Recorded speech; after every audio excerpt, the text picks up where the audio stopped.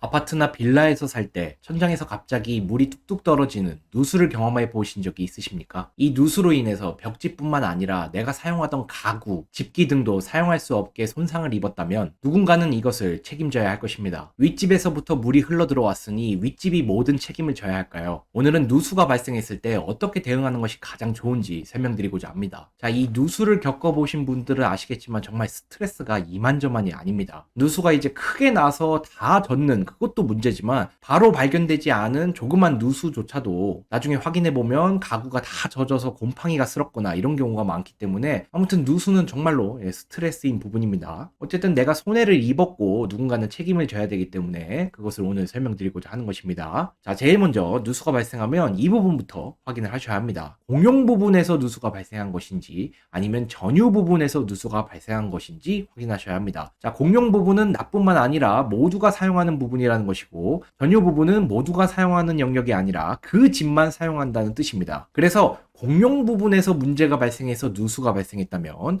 공용, 즉 공통으로 사용하는 것이기 때문에 관리사무소, 입주자 대표회의가 책임을 져야 되는 것입니다. 아파트 같은 경우에는 이 공용 부분에서 누수가 발생하는 경우가 상당히 많습니다. 그런 경우에는 관리사무소 측에 연락하면 다 해결을 해주는 것이죠. 자, 이때는 윗집은 아무런 잘못이 없습니다. 공용 부분에서 문제가 발생한 것이지 윗집의 전유 부분에 문제가 발생한 것이 아니기 때문입니다. 다만 이제 공용 부분이라고 하더라도 윗집에서 어느 정도 공사가 이루어져야 한다면 윗집은 최소한의 협조 정도는 할 의무가 있겠죠. 어쨌든 공용 부분에서 누수가 발생했다면 윗집은 이것에 대해서 책임을 질 이유가 아무것도 없습니다. 자, 그런데 공용 부분이 아니고 전유 부분에서 발생한 문제라면 그 전유 부분, 즉 윗집이 모든 책임을 져야 되는 것입니다. 어떠한 책임을 지냐? 내가 그 누수로 인해 입은 손해 일체를 배상해야 할 책임이 있는 것이죠. 자, 그리고 여기서의 손해는 벽지나 가구처럼 훼손된 부분을 교체하는 또는 수리하는 비용, 이것이 이제 인과관계에 있는 손해인 것이죠. 이렇듯 누수로 인해서 발생한 손해 일체는 배상해야 하는 것입니다. 그리고 피해를 본 아랫집 같은 경우에는 이것에 대해서 증거를 남겨둘 필요가 있기 때문에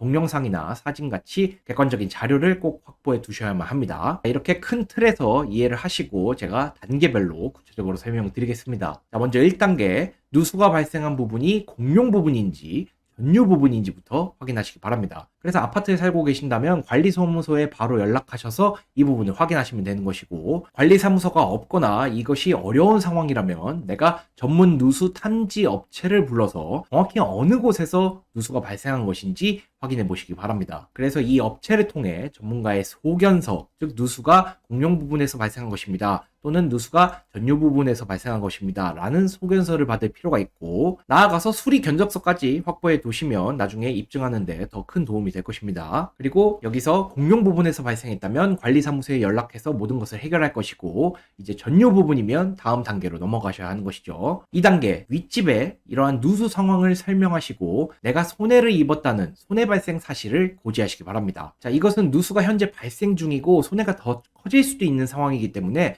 즉각적으로 상황을 고지하시는 것이 중요합니다. 즉 현재 윗집의 전유 부분의 문제로 누수가 발생했고 내가 이로 인해서 각종 손해를 입은 상황이다. 즉 가구나 벽지가 다 젖은 상황이고 빨리 이 부분을 해결해야 된다. 이렇게 말씀을 하셔야 하는 것이죠. 그렇게 윗집의 상황을 설명했더니 윗집이 이제 다 책임을 지겠다. 이러면 이제 이 단계에서 모든 것이 해결되는 것이죠. 그런데 윗집에서 갑자기 생돈 나가는 게 너무나도 아까워서 협조적이지 않다면 다음 단계로 나아가셔야 합니다. 자, 3단계, 윗집에게 일상생활배상 책임보험에 가입했는지 여부를 확인하시기 바랍니다. 자, 운전자 보험 같은 것에 일상생활배상 책임보험, 줄여서 이제 일배책이라고 하는데 이 일배책이 포함되는 경우가 많이 있습니다. 자, 그런데 이제 정작 당사자들이 이 일배책이 포함되어 있는지를 잘 모르는 경우가 많이 있습니다. 자, 이 일배책이 중요한 이유는 이 일배책에서 누수로 인한 손해를 배상해 주거든요. 즉 내가 윗집인 경우에 이 일배책에 가입되어 있다면 아랫집에서 누수로 인해 손해본 피해를 보험회사가 대신 책임져 주는 것입니다. 그래서 내가 아랫집이지만 윗집에 일배책에 가입했냐라는 점을 확인해 보라고 제가 말씀드리는 이유는 그 누구도 자기 돈이 나가는 것에 대해서는 기분 좋아할 리가 없습니다. 그런데 그 부분이 보험이 가입돼 있다, 즉 보험금으로 처리할 수 있다라고 하면 자기 돈이 나가는 것이 아니니까 협조적으로 대응하는 경우가 많습니다. 자기 돈이 나간다면 협조적이지 않을 수 있지만 자기 돈이 아니고 보험으로 처리할 수 있다면 협조적일 수 있다는 것이죠. 그런데 그 일배책을 가입했는지 잘 모르는 경우가 있기 때문에 내가 아랫집이지만 윗집에 일배책에 가입돼 있는지 확인하셔서 일배책이면 이것을 통해서 보험을 처리할 수 있기 때문에 걱정하지 않으셔도 될 것 같다, 이런 의견을 준다면 협조적으로 변환할 수 있다는 것이죠. 자, 그런데 이제 확인해 보니까 윗집이 일배책에도 가입되지 않았다면 다음 단계로 넘어가셔야 합니다. 자, 4단계. 내용 증명으로 우리가 윗집에게 구체적인 손해 금액을 적시해서 알릴 필요가 있습니다. 자, 일단 2단계에서는 누수 문제가 완벽히 해결된 뒤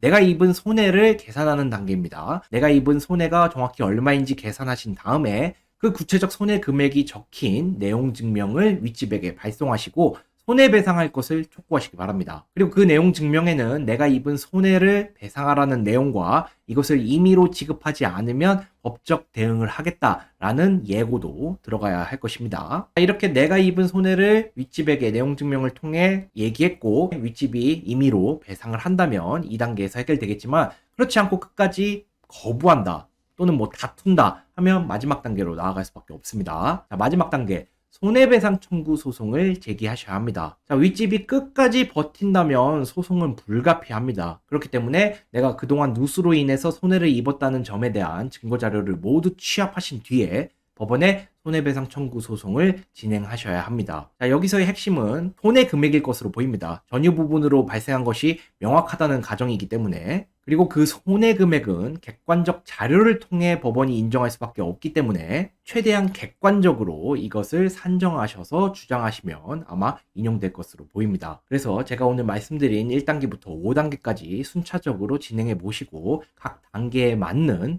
행동을 취하시기 바랍니다. 자, 이번 시간에는 누수가 발생했을 때 어떻게 대응해야 하는지 총 5단계에 걸쳐 구체적으로 설명드렸습니다. 다음 시간에 뵙도록 하겠습니다. 감사합니다.